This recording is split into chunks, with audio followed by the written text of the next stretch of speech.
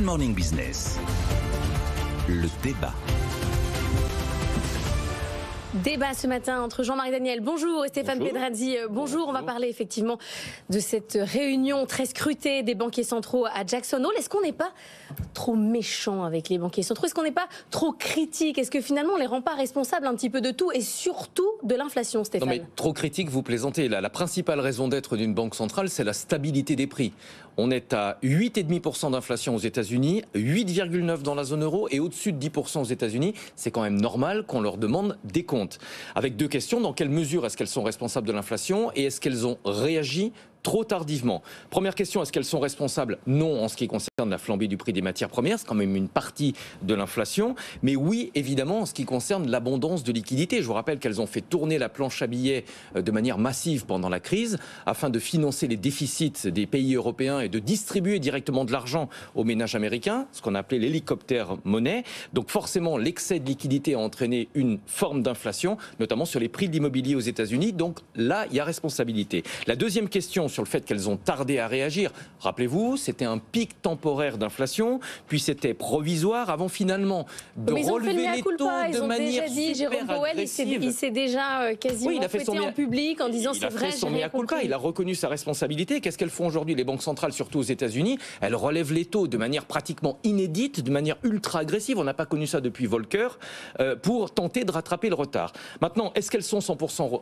responsables? Là, je vais être plus nuancé. Les banques centrales sont indépendantes, en tout cas sur le papier, mais pendant la crise, elles ont agi non pas sur injonction du pouvoir politique, mais sous influence du pouvoir politique, parce que la planche à billets, ça nous a quand même permis de traverser la crise.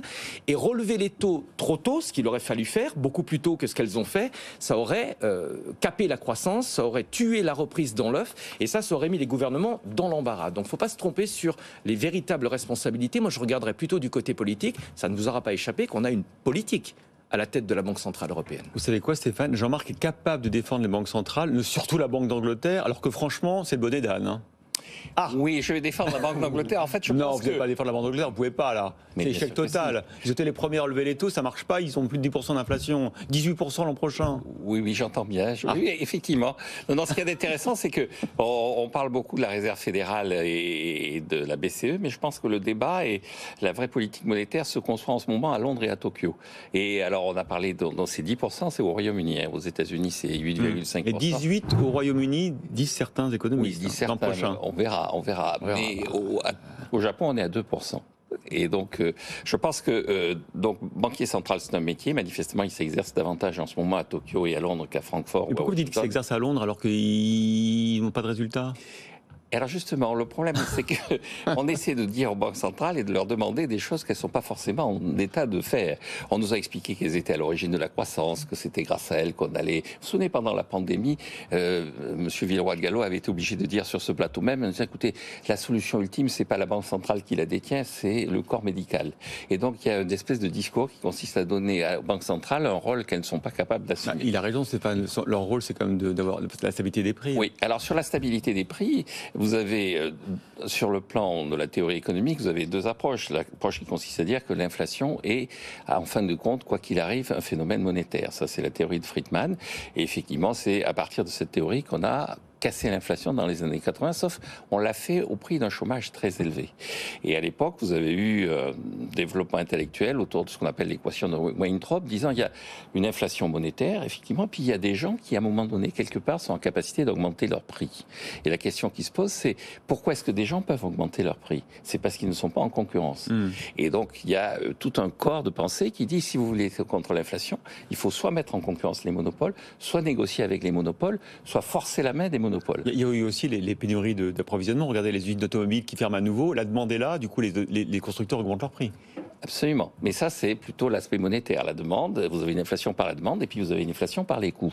Or, on est plutôt, à l'heure actuelle, dans une inflation par les coûts et la politique, c'est-à-dire le prix du pétrole augmente. Oui, mais il y a aussi pas de voitures. Donc, forcément, les constructeurs augmentent leurs marges, augmentent leurs prix. Ils ont raison, parce qu'ils ne peuvent pas produire, parce qu'il n'y a pas d'approvisionnement, il n'y a pas de semi-conducteurs. Oui, mais c'est un problème qui est un problème d'offre. C'est pas un problème de demande, c'est un problème d'une offre qui ne suit pas. Insuffisante. Et l'offre est insuffisante. Et donc le véritable enjeu, c'est est-ce qu'on peut agir sur l'offre? Et alors? Et donc la réponse, c'est que agir sur l'offre, c'est forcer les pays pétroliers à contenir les prix, c'est effectivement forcer les entreprises à réagir par une augmentation de leur temps de travail et de leur capacité productive.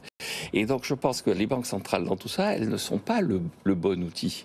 Et donc on fait porter sur la banque centrale des choses qu'elle ne peut pas faire. La seule chose qu'elle peut faire, elle, c'est casser la demande. Ouais. Alors que l'enjeu, c'est l'offre. Je maintiens, je pense que pour revenir à ce célèbre rapport McCracken dont je parle tout le temps, depuis 50 ans, on répond à des problèmes d'offre par des politiques de demande, alors qu'il faut se tourner vers les politiques d'offre. C'est-à-dire il faut faire en sorte que les gens travaillent plus, que le cartel pétrolier n'ait pas le pouvoir qu'il a repris, que la guerre n'ait pas les conséquences qu'elle a. La Banque centrale, c'est pas elle qui a déclaré la guerre à l'Ukraine. Jean-Marc, vous savez que la plupart du temps, je suis d'accord avec vous. Donc là, je suis content quand même de pouvoir enfoncer le clou, parce que la Banque d'Angleterre, du coup, s'est trompée de cible. C'était pas à elle d'augmenter les taux.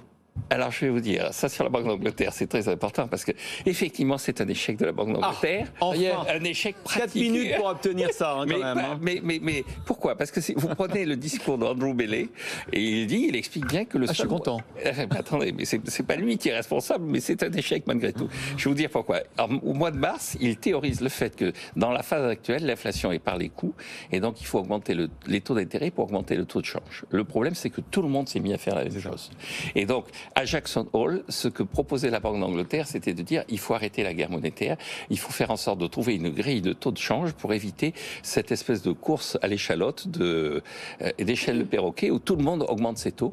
Et donc, effectivement, il a augmenté ses taux et la livre qui valait $1, ça valait, une livre, ça valait 1,3 $ au moment où il l'a fait. Maintenant, ça vaut 1,18. Donc, effectivement, là, c'est un échec. Merci beaucoup à tous les deux.